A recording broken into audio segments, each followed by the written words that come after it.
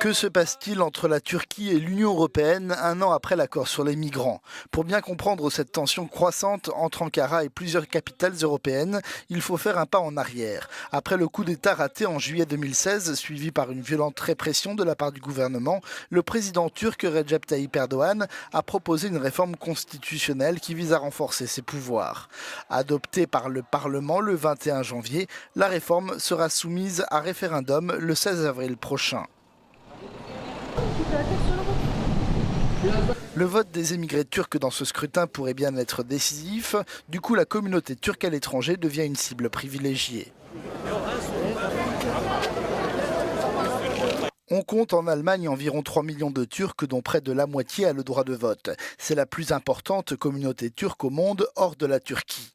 Ils sont environ 650 000 en France et environ 400 000 aux Pays-Bas. Ces rassemblements pro-Erdogan en Europe et la présence d'hommes politiques turcs ont donné lieu ces dernières semaines à des passes d'armes entre Ankara et plusieurs capitales européennes.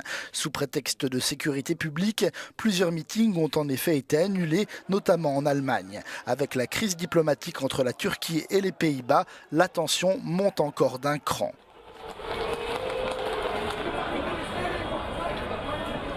Ce dimanche, le président turc s'est emporté jusqu'à évoquer des pratiques nazies de la part de la Haye après avoir eu les mêmes amabilités avec Berlin il y a quelques jours. Recep Tayyip Erdogan a prévenu que les Pays-Bas paieront le prix pour cette attitude. Selon plusieurs analystes, il a tout intérêt à jouer sur la fibre nationaliste et le ressentiment vis-à-vis de l'Europe pour marquer des points alors que l'issue du référendum apparaît très incertaine. La question des relations avec la Turquie divise les Européens eux-mêmes. Ankara demeure un partenaire incontournable pour l'Union et l'Allemagne en particulier, notamment pour ralentir l'afflux de demandeurs d'asile. Certains dirigeants de l'UE craignent qu'en coupant les ponts avec la Turquie, le pays ne sombre un peu plus dans l'autoritarisme.